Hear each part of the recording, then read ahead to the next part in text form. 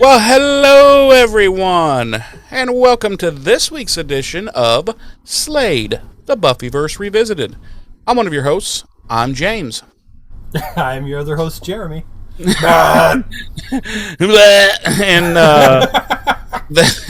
this week, we will be committing several felonies into Season 7, Episode 6, Him.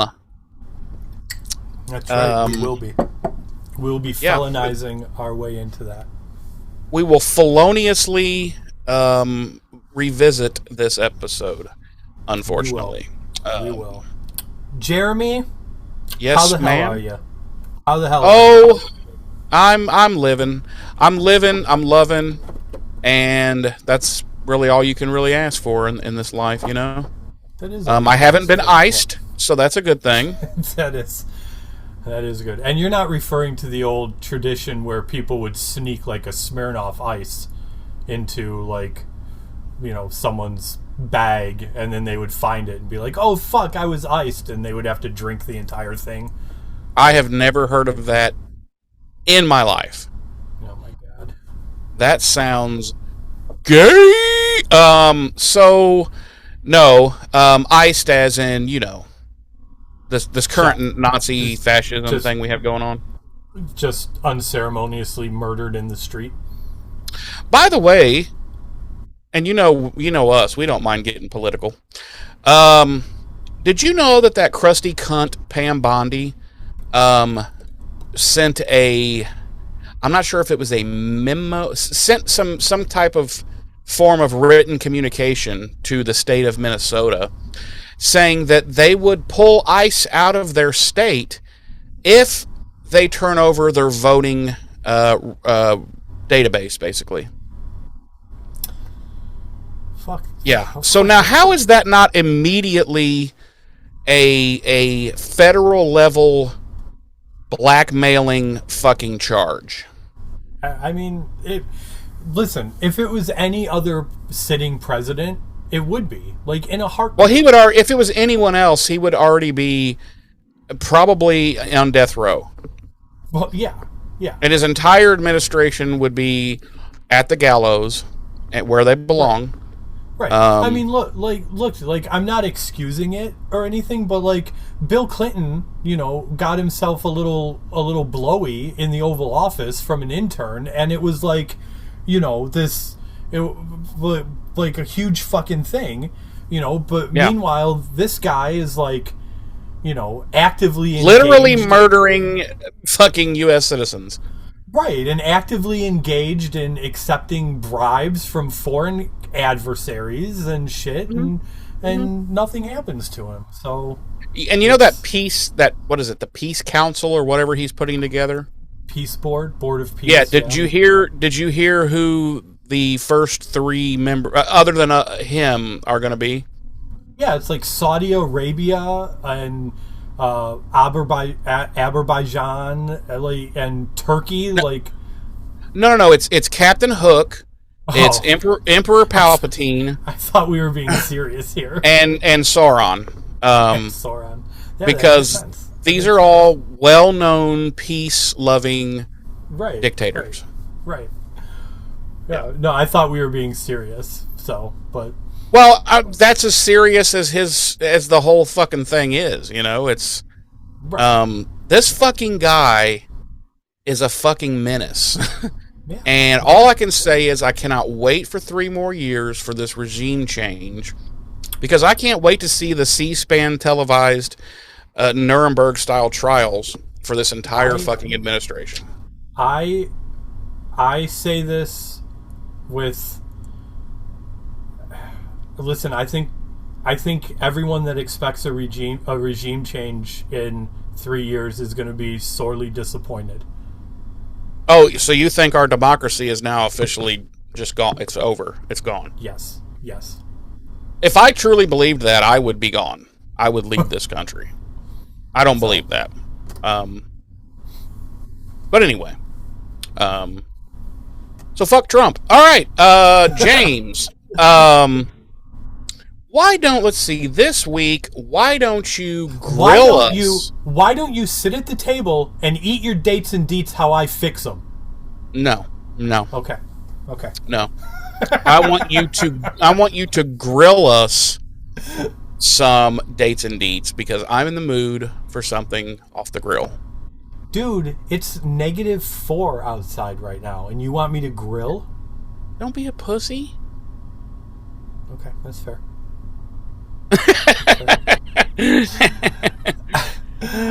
Yes, as previously stated, we will be feloniously moving into or revisiting Buffy the Vampire Slayer Season 7, the 7th episode of the season, the 128th episode of the series overall, Him. Our credited writer this week is Drew Z. Greenberg, and our credited director is Michael Gershman. Our original air date was November 5th, 2002, on the now defunct UPN network. One day after my 23rd, I believe, birthday. Wow. Mm-hmm.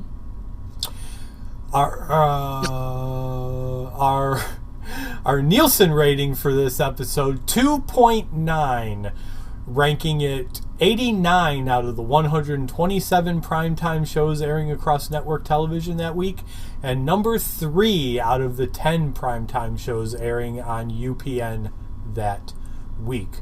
Our regular cast, as always, includes Sarah Michelle Gellar as Buffy, Nicholas Brendan as Xander, Emma Caulfield as Anya, Michelle Trachtenberg as Dawn, James Marsters as Spike, and Allison Hannigan as Willow.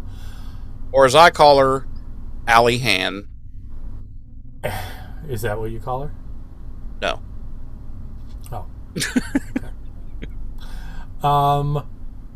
Our guest stars this week include Thad Luckenbill as RJ, Brandon Keener as Lance, D.B. Woodside as Principal Wood, Yan England as O'Donnell, Angela Serafin as Lori, and Ricky Lindholm as Cheryl. Can you say RJ? What was it? Thad Luckenberg? Luckenbill. Luckenbill, okay. I'm guessing Thad Luckenbill didn't have a very large career because I have never heard that name ever again. Ever, right. Before or since. I have a question. So, yeah, it lists here at uncredited. I don't know. Maybe you saw where they were. I missed it completely. But apparently, uncredited in this episode is Charisma Carpenter, Christine Sutherland, Mercedes McNabb, and Robia Lamorte. I must have missed it too. So Cordelia, like they weren't Joyce, even, their names Harmony, weren't even Jenny. Brought up. Yeah, I totally missed any. Well, whatever. I think that's not correct. I don't know. Anyway, we open with Xander. Oh, wait a minute. What? Yep. I remember exactly when it was. When was it? They were talking when Xander was thinking back to when this kind of happened to him, and all the women were, and he kind of looked like this up at the. Oh, the flashback to the Love Spell episode. You see the brief where they all come running and they're piling on him and stuff. Yep. Yes. Yep. Okay. Yep. You're right. You are absolutely right. I always am. That's what I get for doing my homework like a week before we even record this shit. Right. That's why I always do my homework the day of recording. Because my fucking memory, dude, I'd have been like, who's Christine Sutherland? Seriously.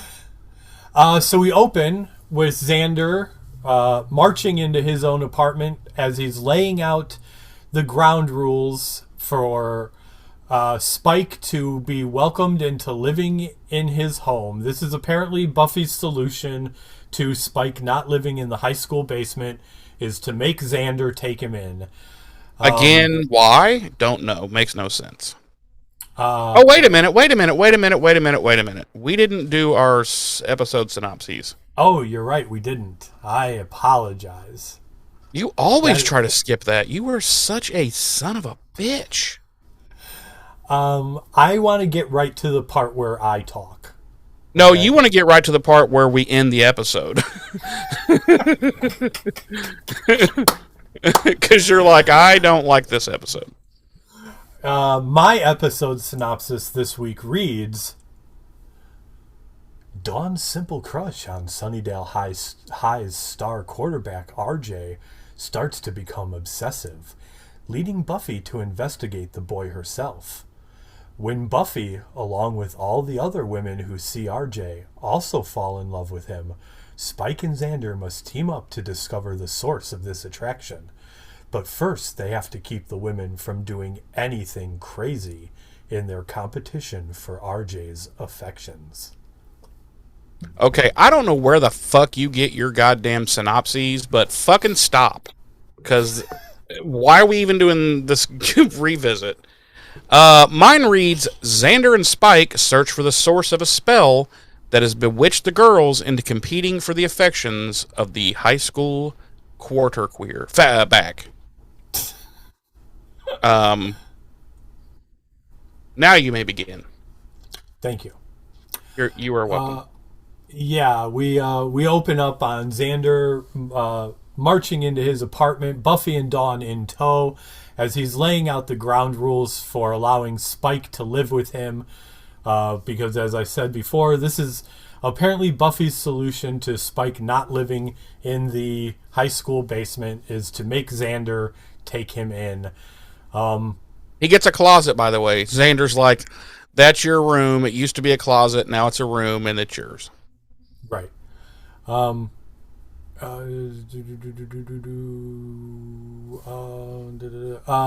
So Spike is left standing out in the hallway, and he half-heartedly invites Spike in. I actually already covered all this in what I was saying before.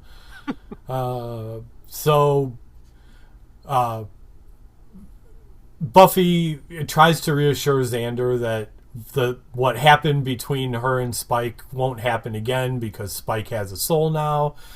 Xander and Dawn, of course, are still uneasy about it, and Spike reaches out to touch Buffy on the arm, and Buffy recoils in shock, clearly also still not completely comfortable around Spike.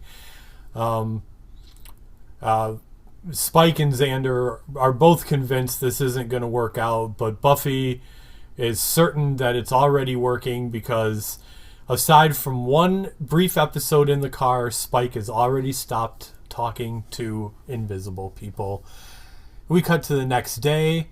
Dawn and Buffy are sitting on the bleachers at Sunnydale High, watching football practice, I guess, and eating lunch, and Dawn's questioning if love even exists, and Buffy leaves to go back inside, and Dawn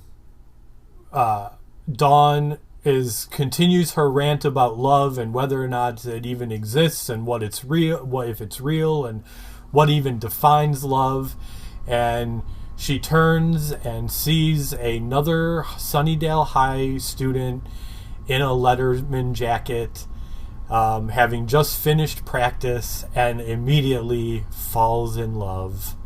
And that's our openings, our cold open. Roll credits. We'll follow. Yeah, I just want to go back to that first opening scene there at the very end of it where Spike's kind of like, yeah, this isn't going to work. I'm just going to go. First of all, I was like, go where? You've already said you have nowhere to go. So where are you going to go? But also... Back to the basement? Yeah, he's like, fuck this. I'm going back to my basement. Leave me alone. But also the fact that she's like, listen, it'll be fine. It's gonna be fine. You're fine. I'm fine. Everybody's fine. And then she's like, now go to your closet. Yeah. And I was like, that is really not kind. That is not. It's not kind at all. Not kind at all. Yeah. So I wanted to ask you really quick before we go further into the episode. Sure. Two things actually. Mm-hmm. One, Do you feel like they could have spent a little more time, maybe in casting, trying to find someone who maybe, what's the word I'm looking for, was maybe attractive? As far as, what do you mean? To play this guy that everyone is in love with. I mean, he's just like an average. He's just like, Bill from down the street. I mean, I don't know. I don't have an opinion on it one way or the other. So, pussy, you're a pussy. And two, the other question: have you ever watched an episode where about at this point of the episode you're already thinking about cutting? Yes. Okay. And was it in fact this episode? This was one of those episodes, yes. Okay. I just wanted to see if I was the only one. Sorry.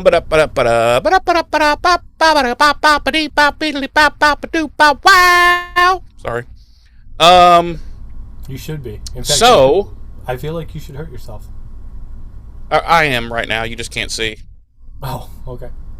Yeah, I'm actually burning my penis with a lighter. Okay. You just can't see it. Okay. Then we cut to Anya's apartment where all fucking hell is breaking loose.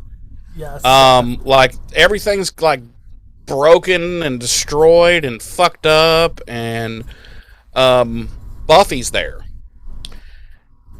And Anya's kind of like crawling around on the ground, and I'm like, oh my god, did Buffy go back to finish her off? Like, now that she's human, she's like, oh, I can definitely kick her ass now. But no, there's some type of an assassin. What? This doesn't make any sense, James. It's apparently a demon assassin that has been sent by Dahafren to kill Anya. And it just so happens that Buffy was coming to Anya's and happened to hear all of this stuff going on, and also had her battle axe with her. Because she has her battle axe with her. So maybe it was Anya's battle axe. Oh, okay. But I'm like, why would Dahafren send an assassin? Like, I don't understand. And I'm pretty... Well, does this ever even happen again?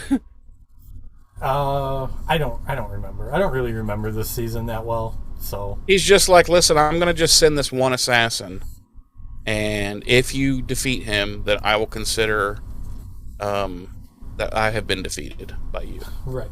Well, because they do say in this scene, like, that, like, obviously Dahafren has decided that he's changed his mind and Anya has to die.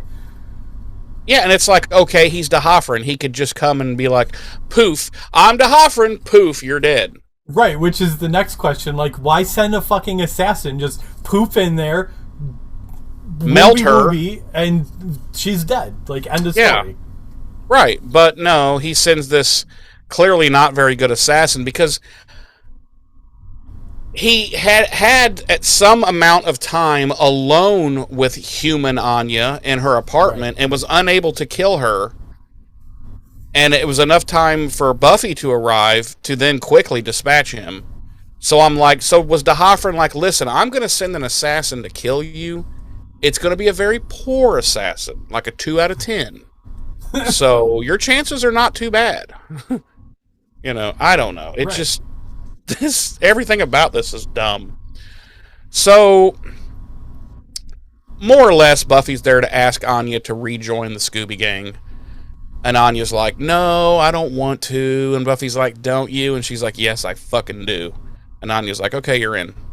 But no, that's basically how it happens. But Buffy's like, she says, listen, I want my friends close to me right now, and my loved ones, and the people I love, I want them close to me right now. I'm like, what do you mean the fucking people you love?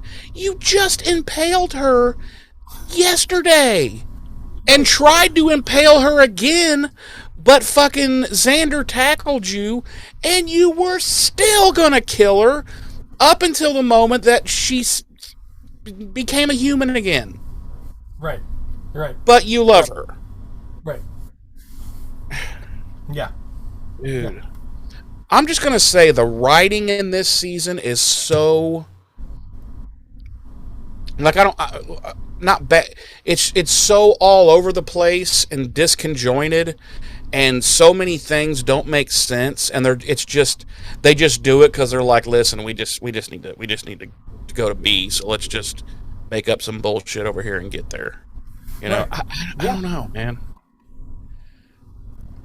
So anyway, yeah, Anya's going to rejoin the Scoobs.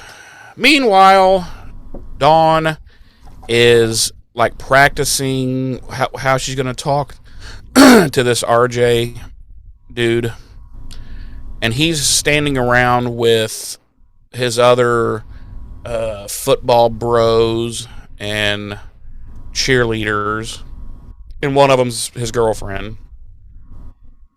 And they're having their, preppy, jockey, douchey style high school conversations. And fucking, I was so embarrassed for Dawn. She just walks up and just starts like talking dumb shit, and they're all just looking at her like, what the fuck? And RJ's like, yeah, okay. And then she's like, she just keeps saying a bunch of dumb shit, and then finally the one dude's like, okay, well, we need to fuck off. And they just all turn around and just leave, and they just leave Dawn there. And she's like, okay, we'll see you later. So I looked at the script, and the script says that that he's reluctantly ignoring her. I'm like, there was nothing reluctant about it. Like, he was ignoring her. Like, he was not reluctant, like, ignoring her. He wanted to be ignoring her. Yeah, he was clearly like, who's this nerd getting in on my cool crowd? Right. And, yeah, so, the one of the cheerleader girls is hurt, so they're going to have some tryouts to find a replacement for her. So Dawn hears this and decides that she's going to go for it. So she goes home and digs through some old boxes and finds Buffy's old Sunnydale cheerleading, what do you call it? An outfit, cheerleading outfit. And I'm like, do you have to have the cheerleading outfit just to try out for... Can't you just wear, like, I don't know, some sweatpants and a shirt? Like, right. You got to put on the full regalia just to go have a tryout. So Dawn's trying to go the extra mile to impress old RJ. Okay. So the next day, she does, in fact, take part in said cheerleading tryouts. Now, I've never seen a cheerleading tryout before, but if this is really what it's like where you have to get up there in front of all these judgy cunts and, like, do a little routine, and then while they like judge you, and what I'm like, no wonder there's so many school shooters these days. Huh. I'm just saying, dude. So Dawn's doing not a very good job, and she falls down, and when she also farts at the same time. She's like, kaboom, and everybody's like, oh my, no. No, she does fall down. And it's not like that.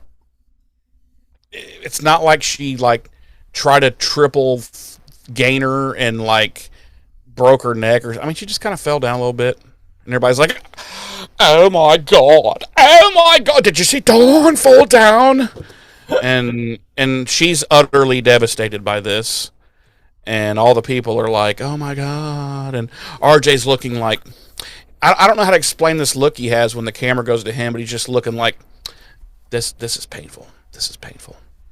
And he's embarrassed because she did a cheer about him. He's embarrassed is what that look is. No, I know, but I'm saying the look on his face is, like, he's not a great actor. Like, he has this look on his face like, I'm going to have to beat her up. I don't know. It's weird. It's just this weird thing, and I'm like, I don't know what's happening right now. So back at home, she has locked herself in the bathroom, and Buffy is trying to, like, talk her down, for lack of a better term. Right. And like talk some sense into her. But Dawn is like off the fucking chains here. She's like, but he's the greatest love of my life, and he is my everything, and all this stuff. And Buffy's like, you didn't even know who he was yesterday. And she's like, it doesn't matter. He's the greatest. And then she finally comes out of the bathroom, and Buffy happens to glance in there, and she's like taking scissors and cut up fucking Buffy's old shit. And Buffy's like, you fucking cunt.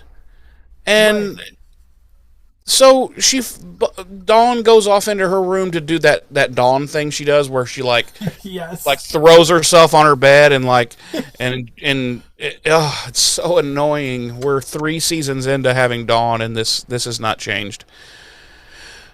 Buffy follows her in there, and she's still trying to console her. Xander arrives, and he's like, oh, and Buffy's like, yeah, I don't think movie night's going to work. And he's like, why? I mean, she's just a whiny bitch. Why don't we just leave her in here and go watch some flicks? I mean, this is nothing new. It's Dawn. Like, this is what Dawn does. And he even says, he's like, okay, he's like, but I'm not going home because fucking Spike. He's like, I just don't want to be there. He's like, so how about I order some pizza? Listen, we'll roofie this bitch. She'll go to sleep, and we'll go live a life. What do you say? And Buffy's like, please kill me. But Dawn has another Dawn fit while Buffy's trying to console her, and she's just like, leave me alone! And flops back down on the bed again, and Buffy's like, fuck this. Then I guess it's the next day. I think it's the next day. We cut back to the high school, and RJ is confronted by that other dude, because they're like rival quarterbacks, right? So the other dude's like, hey, Coach McFuckstain told me that I'm going to be starting the game this week. And RJ's like, wow, I guess he went with the one that fumbles the most. And I was like, ooh! And, and Dawn overhears this, because she's obviously spying. She's kind of like at the peripheral here of the screen. And RJ's like, fine, whatever. And Douchey McQuarterback 2 fucks off. And Dawn follows him. And she's like, you can't do this to RJ. And he's like, the coach did it. What? And she's like, RJ's the best that there is. And he's like, is he? Yeah, you have no sound, James.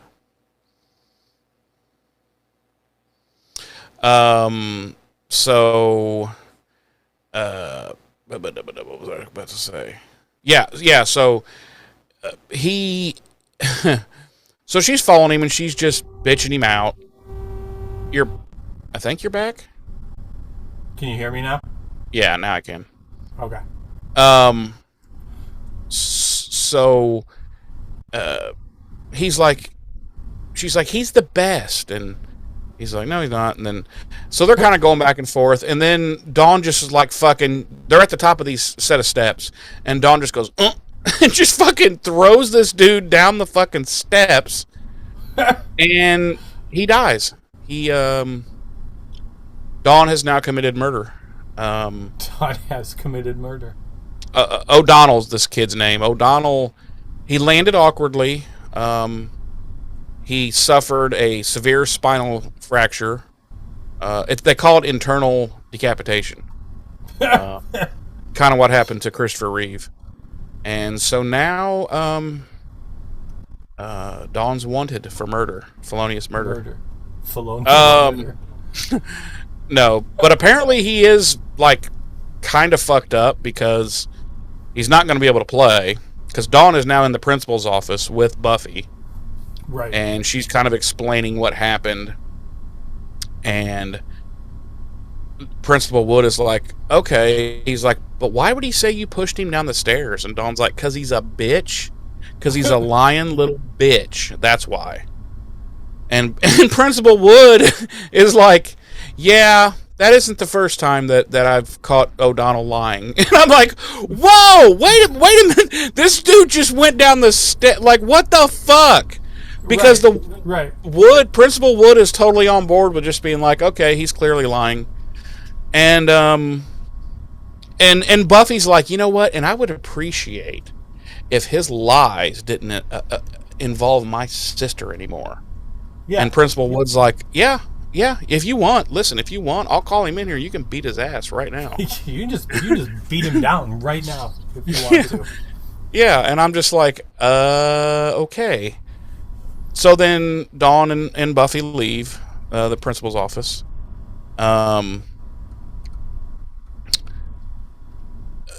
Buffy's she kind of seems to feel like something's going on. Something's not quite right. But they split up, and Dawn goes on to, I guess, class, and RJ catches up with her. And now he's being like super friendly and conversational, and he's all like, hey, I was thinking about after practice today, man, I was probably going to go out somewhere. We should meet up, man. Maybe have a little underage sex, maybe do some drugs. Dawn's like, yeah! So they're going to meet up apparently later on that night. By the way, I'm going to throw this. I'm going to throw this to you now to take over for a bit. But I wanted to ask you something. I'm actually going to need you to keep going for a little bit because I'm having some issues over here. Well, you can want in one hand and shit in the other and see which one fills up first. No, am I the only one who A, doesn't care for the new school set, and B, definitely does not like the new bronze? Well, I haven't noticed anything different about the bronze. It still looks like the old bronze to me. No, it doesn't. Yeah, it does. They completely rebuilt it. Remember, it got destroyed? Yeah, but that's when they added the balconies and stuff on top. The balcony was there since season 1. But the only time they redid it was after Olaf tumbled it down, and it's still pretty much the same. Yeah, it's not though. It's not at all the same. Okay. God, you're the worst co-host ever. It looks the same. It looks the same to me. I'm sorry. No, it definitely doesn't. Anyway, I hate the new school. And the school doesn't bother me either. Of course it doesn't, because you're just so easy to get along with, James. You have no complaints about anything in the world because you're a perfect fucking person. Fuck you! No, anyway. You still need me to keep going? Yeah, please. Okay. That night at the Bronze, Buffy will... Oh, God, this scene. I'm kind of glad I do have this scene, actually. So that night at the Bronze, Buffy, Willow, and Xander are there for reason. Why are they going to the goddamn Bronze? Aren't they... They're 21 now. They could go to a real club or bar. Why do they want to go hang out with a bunch of high schoolers? That I don't fucking get. That's in and of itself, that's a little creepy. I'm just saying. So those three are sitting at a table, and they happen to notice RJ up on the dance floor. Which, by the way, I'm going to mention now, we never see RJ without his Letterman jacket. I don't care if it's hot, cold, day, night. Fucking dancing on the dance floor. He probably wears it at football practice. He never takes it off. And that's weird. So he's dancing with this girl who is dancing very... Well, first of all, she has jeans on, but she has this shirt that's barely there on. And she's dancing... What term... Okay, thank you. I was going to say very whorishly. Yeah. And fucking Xander says, Yes. "Ooh, meet Daddy likey." Yep. And Yep. fucking Buffy's like, "Well, I'm glad our Dawn's not here to see this nasty skank, dancing all over." Because I'm thinking, wait a minute, Buffy, you've done this exact same thing in this exact same establishment. But anyway, and as this girl turns around, they realize it's Dawn. Mm-hmm. And fucking Xander goes, "Oh my god, I can't believe I said that. I can't believe I thought that." And Willow says, "Right there with you." Yep. And I was like, "Oh my god, everybody in this show is a pedophile. Like all of them." It's like the Trump administration is in this show now. Oh my god. And of course Buffy's like aghast but also pissed. Right. And at one point Dawn goes walking by, and because Dawn doesn't know that they're there. Of course they didn't know Dawn was there. As she goes walking by, Buffy snatches her and she's like, "You fucking bitch. You told me you were going to be at the fucking library." And Dawn should have been like, "Oh yeah, you mean like all the times you told Mom you were going to be at Willow's or the fucking library, but you were either here or murdering fucking vampires?" Like let's let's not get too judgy here. Remember in the first season when you gave up your virginity to a vampire, you whore? When you were like, what was she then? Like 16 or something? 17.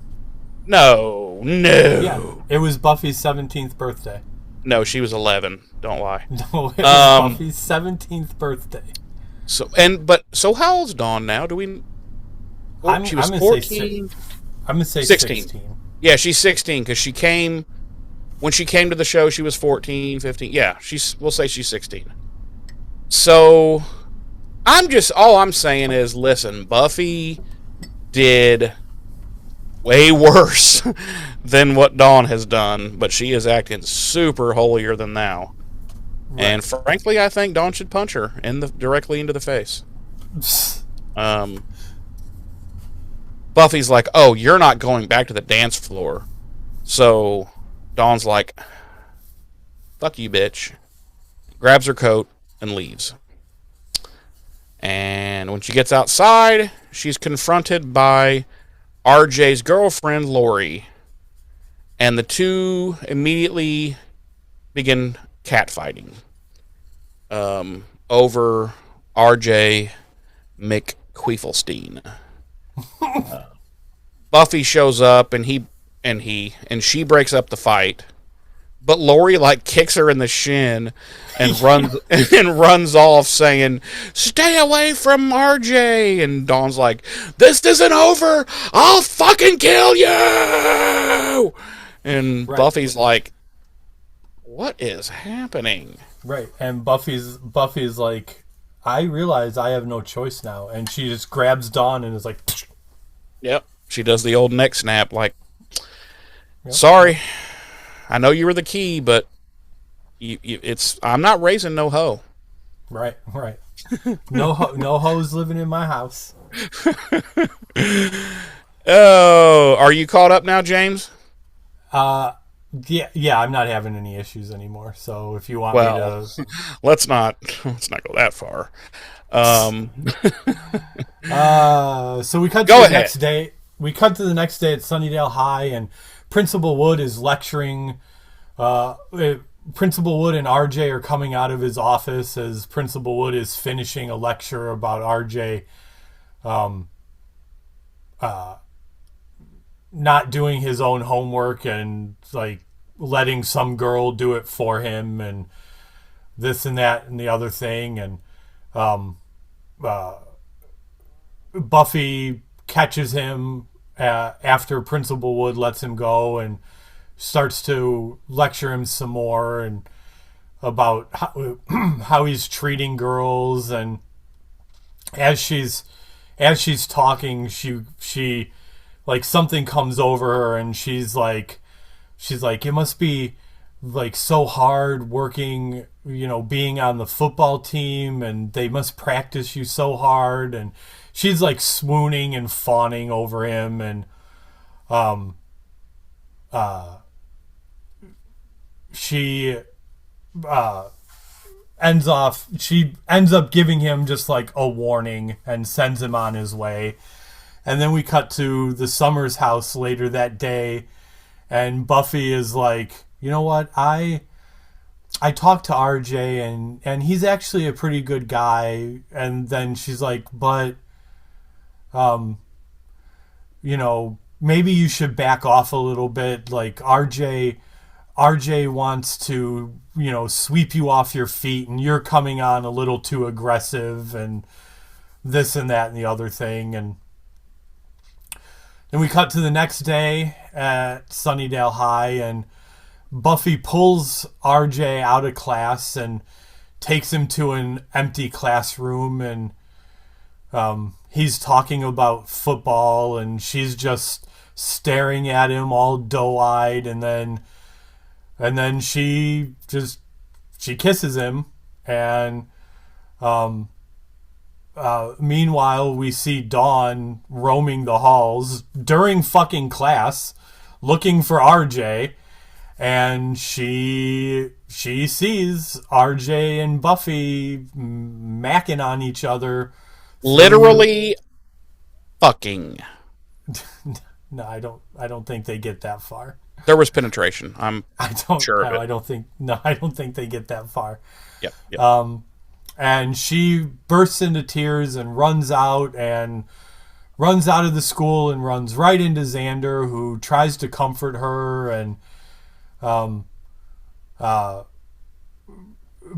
Dawn's like, she bursts into tears every time anything about RJ comes up, and then she bursts into tears any time he mentions Buffy, and Xander's like, I thought this was about the person we're not supposed to name, and Dawn's like,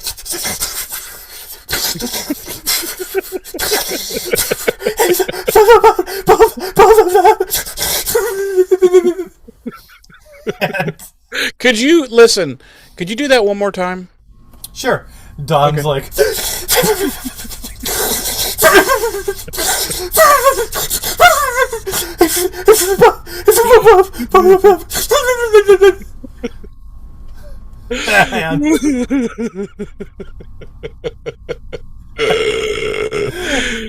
okay. And you're hired. You have the role. Thank you. So Xander takes off to go look for Buffy, and he ends up finding her half naked, straddling RJ on a desk. And did he at least get to third base? I have no idea. He did. If you say so. So okay, go ahead. I'm going to stop you though, but go ahead. So then, like, RJ is like, dude, haven't you ever heard of knocking? And Xander's like, this isn't a fucking hotel, you moron. It's a school. And then he's like, Buffy, off the boy. Let's go. We're going home. Yeah. Right. And then let's stop here for just a second. So Buffy has now committed 2 felonies. She's, what would you call it? It's child molesting, at least, right? I mean, I guess we would have to know how old RJ is and what the legal age of consent is in California before we can determine that.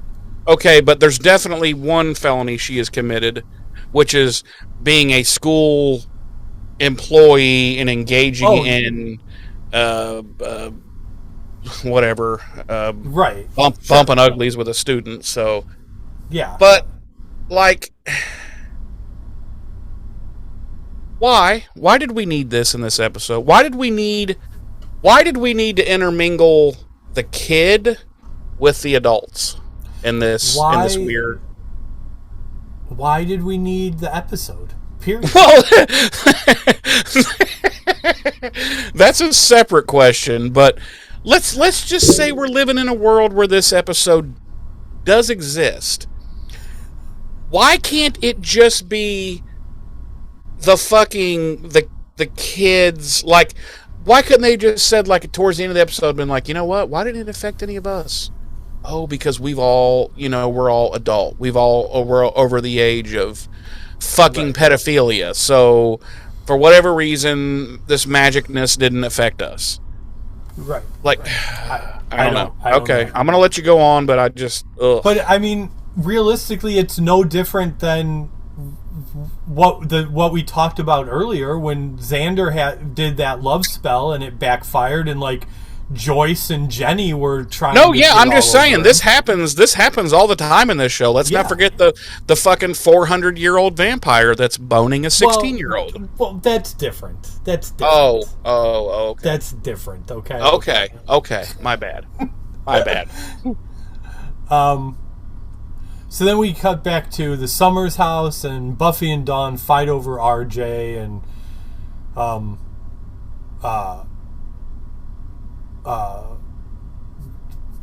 yeah, that's pretty much all that happens there.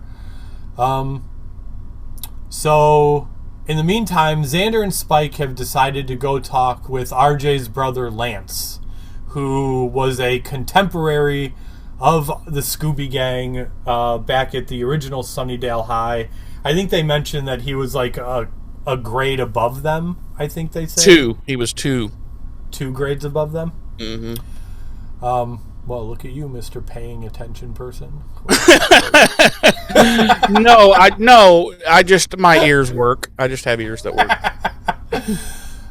So they go talk to him while Willow and Anya are researching love spells, and we discover that although he was very popular in high school, that is apparently where Lance peaked, because he is most of those types do.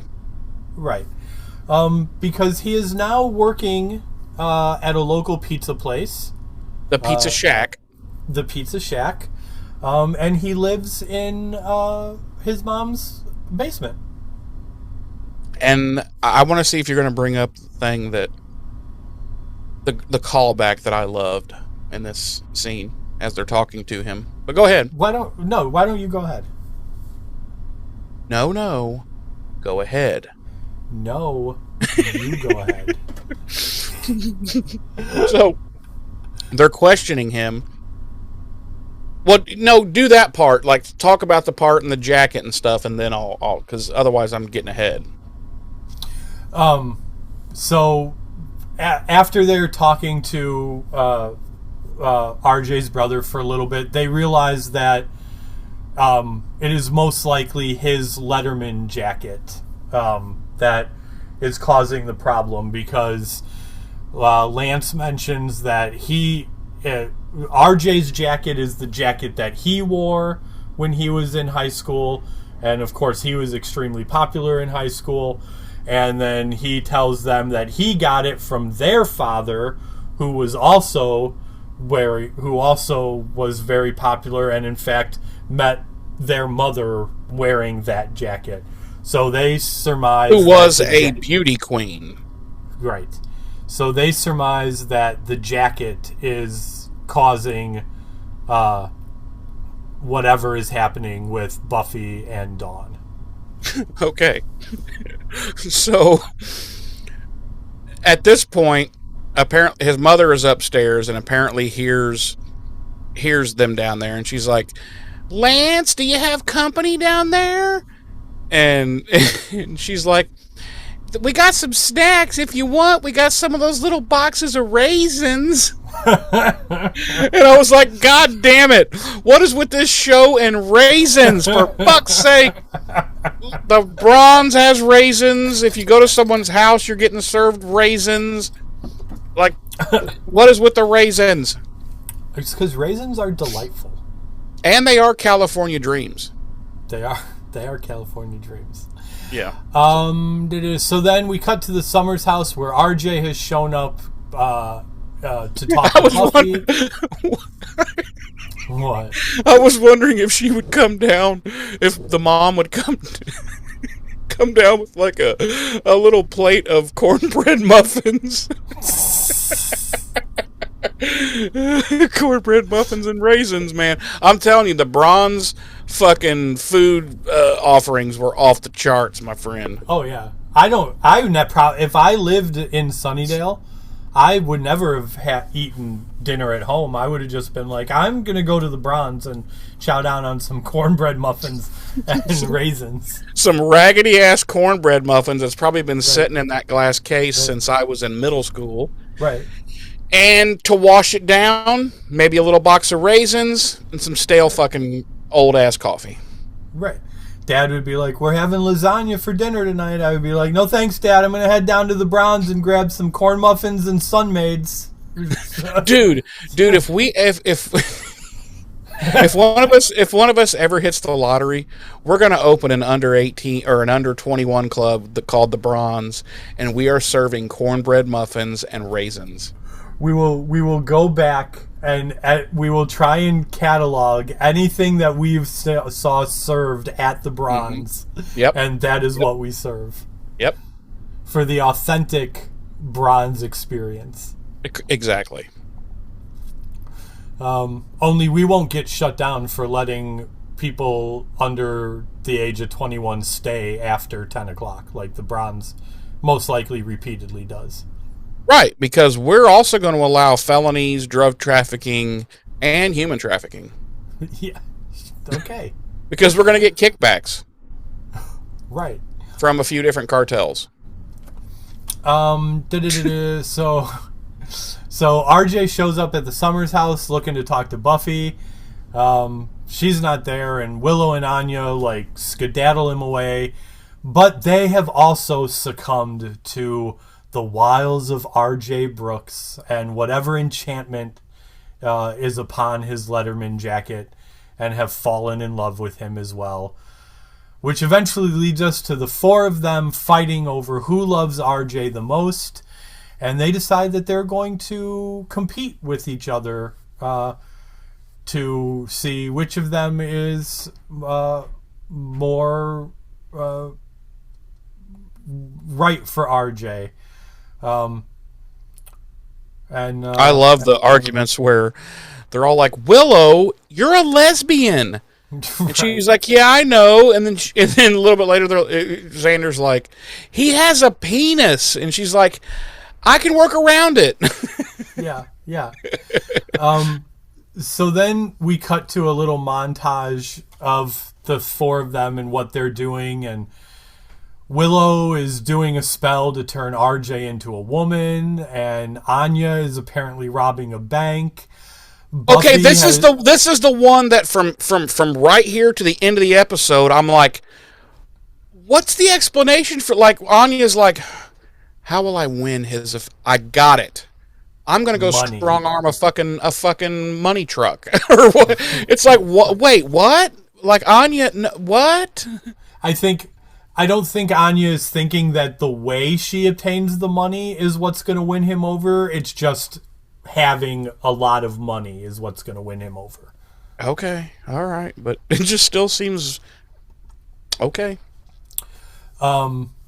Buffy has shown up at Sunnydale High with She is going to kill the principal. With her rocket launcher. With a bazooka.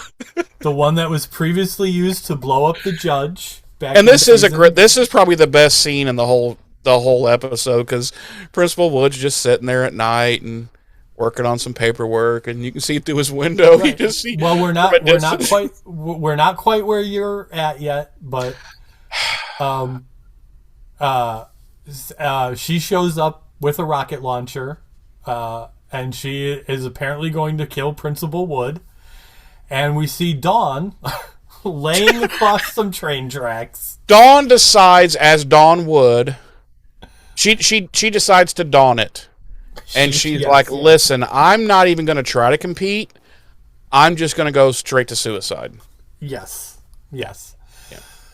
So then we cut to Xander and Spike coming back to the Samaire's residence, just in time to stop Willow from completing her spell. And they have a brief interaction with Willow where basically they find out Willow is like, Buffy's gonna kill Principal Wood, and Xander's like, okay, well, let's start there. Yeah, okay, let's go there first.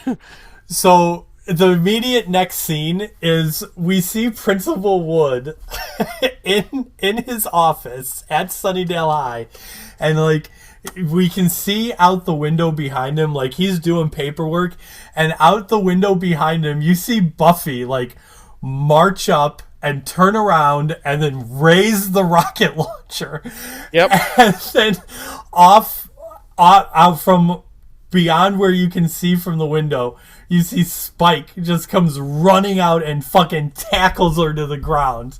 Yep. And like you can kind of hear them scuffling, and then Buffy pops back up with the rocket launcher and Spike takes her down again. And then she pops back up and Spike's got the rocket launcher and he's like running off. Yep. And after they're gone, like Principal Wood like looks up and he's like, and goes back to doing his paperwork. He's like, did I fart? Did I fart just now? Then he's like, oh god. No, right. I didn't. No. So then they end up casting a locator spell so the entire gang is there now at Sunnydale High, minus Dawn. They cast a locator spell to find Dawn, and they all reach the train tracks just in time to see a train speeding towards Dawn. And what happens as Buffy sees the train bearing down on her little sister, Jeremy? Well, I'll tell you, she's just a bit late, and the train trisects Dawn. Yep. Yeah, it's a little bit sad, I guess, because it's her sister. Very gruesome. And very but gruesome. they made it incredibly gory. I kid you not, Jeremy. Darlene, when we were watching, was like, are we finally going to be rid of Dawn? And I was like, that would be an awfully gruesome way to get rid of Dawn. Yeah, like Buffy's like, listen, I never wanted a sister anyway. Right. And as we've talked about before, it's not like she's real, guys. Like, let's just let her go. Let her go. Shh. Let it happen. No, so they get there and I can have RJ if she's dead. Yeah, because I can kill these two bitches easy. Easy. It's just it's a bit confusing to me, this scene, because she's running, she takes off running to save Dawn, but then she jumps on a train, and I'm like, wait, is she riding the train that's bearing down on, like, how is riding the train that's bearing down on Dawn going to, I'm like, what's happening right now? And then, but no, it's actually a train that's going the opposite direction, which they don't, like, show very well. They don't make you very well aware of that. And she just fucking throws herself off of that one, lands on her flat on her fucking back. Yes. And it does not look heroic at all, her landing. And it's like, oh, okay, she's jumping off here. Okay, she gets up, she runs, she grabs Dawn, and then pulls Dawn off those tracks before the train coming in the other direction. And I'm like, okay, now it makes sense. So then they have like a heart-to-heart, and Buffy, like, all of a sudden seems to be, like, free of the spell. And she's all like, you're scaring me. Why would you do this? And Dawn's like, I can't compete with you hoes. and Buffy's like, well, that is true. And Dawn's like, ah! Ends up throwing herself in front of the train anyway. And the next train comes, and this one, And Buffy's like, no guy is worth your life, and I'm like, what about? I don't know. I kind of feel like you sacrificed. Anyway, so they all go back home to the Sumer's house, and we forgot this, or maybe I forgot that scene. Actually, I think you forgot it. What? Or maybe I did. I don't even see it in here. One of us forgot to mention that there was a part where fucking... Oh, no, this is it. This is it right here. Okay. So they head back to the Summers house, except Xander and Spike actually go out and mug RJ in the middle of, like... They run up, fucking... Xander like grabs him around the waist. Spike rips the Letterman jacket off of him, and they just leave. And RJ's just like, he literally just shrugs and keeps walking.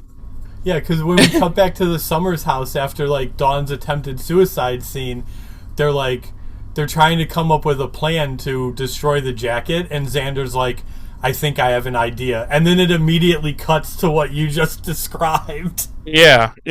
They just like run up on him and tear his jacket off and run off. And he doesn't care. He just like watches him and he's like, yeah. And he just him and the person he's with just continue walking. And so the big plan was they're burning the jacket in the fireplace. And I think it's Buffy. Buffy says, hey, were you tempted to put it on? And he's like, I refuse to answer that question because it didn't fit. Yeah. And they're all like, Xander.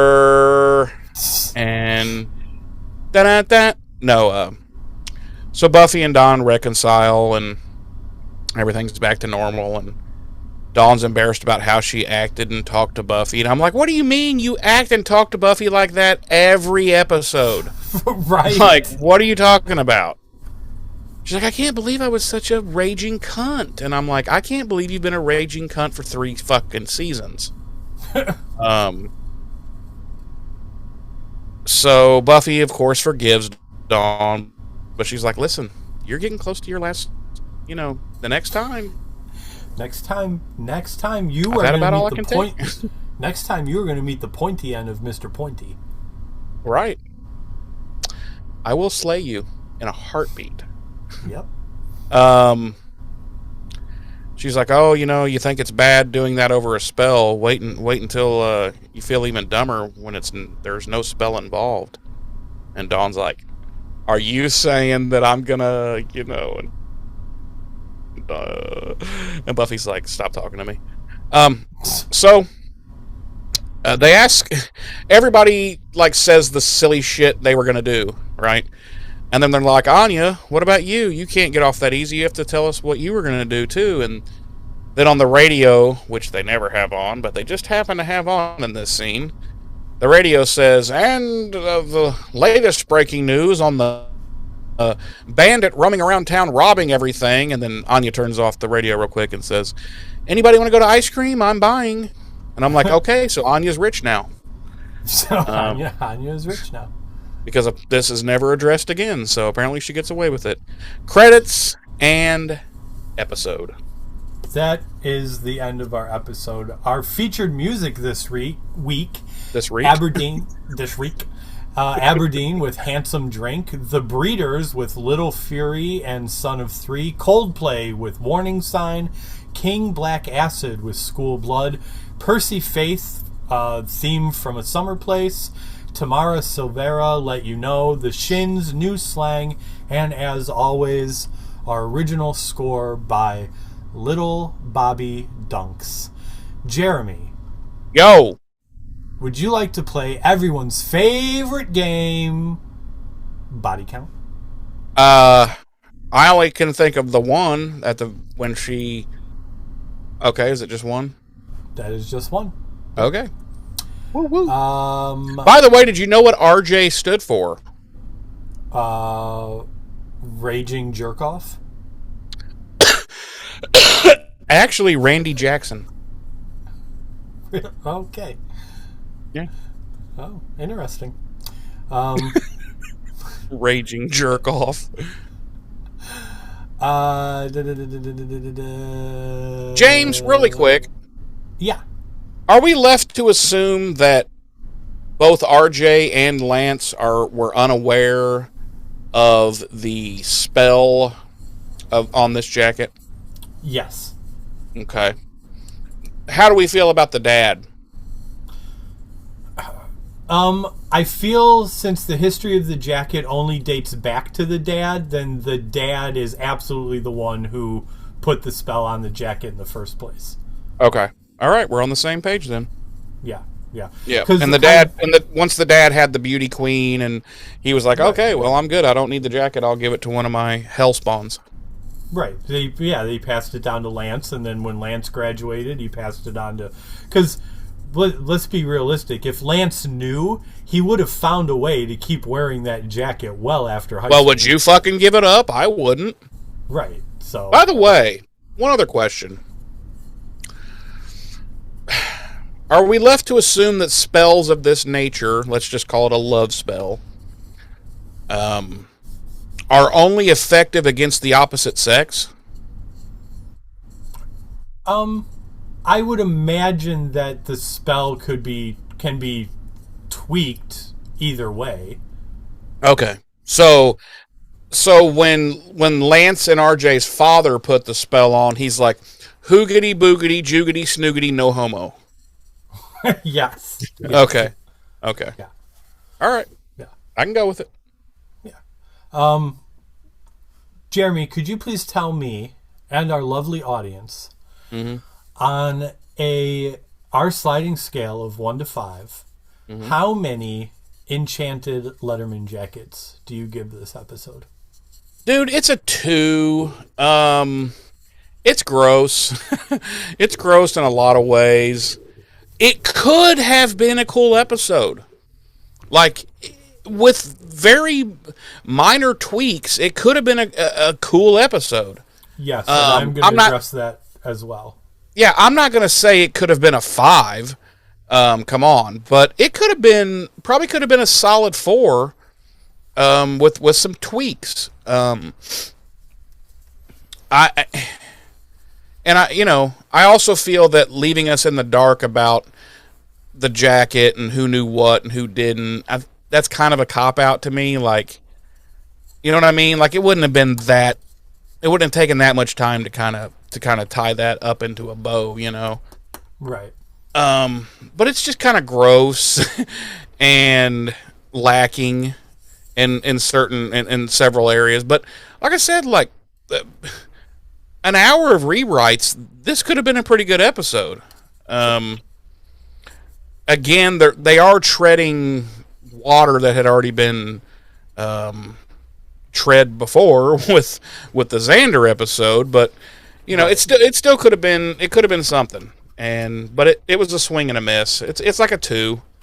It's not horrible, but it's definitely kind of So, with that being said, listen, only professionalism on this show. You understand? Oh, clearly.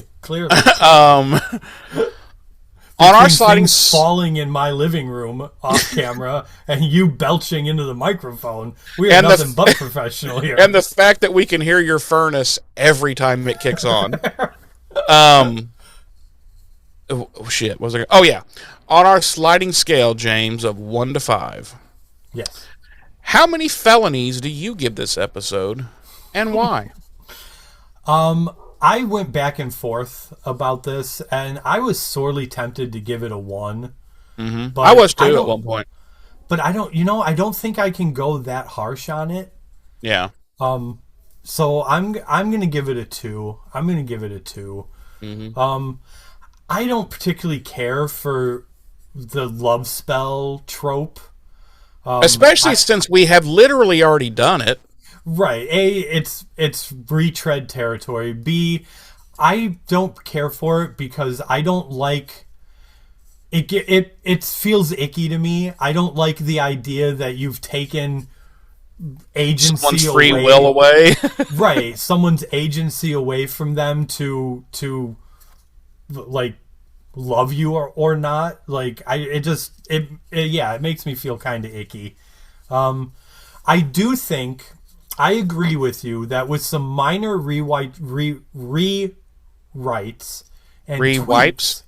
tweaks, this could have been a much better episode. And what I would have done is I would have made the enchantment on the jacket just a general popularity enchantment. A general good fortune and popularity enchantment. There you go. I was thinking the same goddamn thing.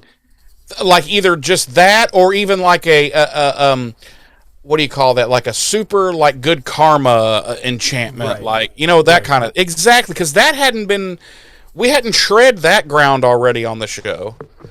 So they're like, why is this guy always just kind of like everything works out for him perfectly, you know? Right. Yeah, I agree. So yes, I think just. But it's Joss Whedon. It's Joss Whedon. He's like, no, I want to forcefully fuck people. Right. So, but yeah, I think with that minor tweak of it being just like a general good fortune and popularity spell, or good karma spell, whatever you want. Yeah, to say. kind of like the Jonathan thing. Remember? Yeah. Kind of like that, where he was like, not to that same level, but along those lines. Yeah. Yeah, I think it would have made it a much better episode. It probably would have elevated it to, like, because then we're also assuming that with that we don't get the icky Buffy, you know, on, you know, that whole thing. We don't get any of the ick. Right. Then I feel like that could have easily elevated this to a 3, you know. And it would have been something different. Right. So yeah, it's a 2. It's a 2 for me. It's a 2 for. And that's a like 2 with an asterisk. Like I could put it further down on the scale. Oh yeah, I know. So I feel you, dog. I feel you. Yeah. So yeah. So James, with that being said, as we are once again in concert, on our opinion of the episode. Yes. BuffyRevisited.com. You know, that's got a link to, that's got shows our email address, which is BuffyRevisited@gmail.com. Yes. It also links you to our YouTube page where you can watch the video version of this podcast. I don't even think there's anything else on there. Of course you can, directly access the audio version of the podcast from there, but you can do that by going to like any of your favorite podcast platforms. Yes. So yeah, just wanted to throw that out there so everybody knew, as if they don't already. And you know what we're doing next week? Next week, James?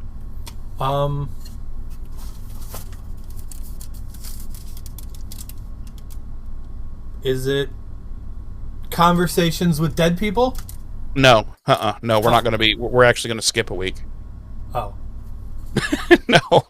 Yes. It is going to be Season 7, Episode 7, Conversations with Dead People. I kind of look forward to it. I don't know about you. Yeah, I actually really like that episode. I do too. I'm a little moist. Have you haven't already watched it? No, but I remembered it as soon as I saw the little yeah. I saw the screenshot and the little blurb, and I was like, I remember that episode. Right. I only have one gripe with it, really. And so it'll be interesting to see if we're in concert or consort in that regard for the episode. But overall, yeah, I like it. Okay. Well, I look forward to seeing if we are, in fact, still on the same page next week. James, anything you want to say to wrap up this week? Nope. I just want to say, Joss, stop. Fucking stop, bro. Just stop. Get help. Stop, dude. Stop. All right. Thanks for joining us, everybody. As always, like I said, next week is Season 7, Episode 7, Conversations with Dead People. Can't wait. We'll see you then. I've been one of your hosts. I'm Jeremy. I'm your other host, James. Ta-ta. Still turns where the fallen stand. The end is written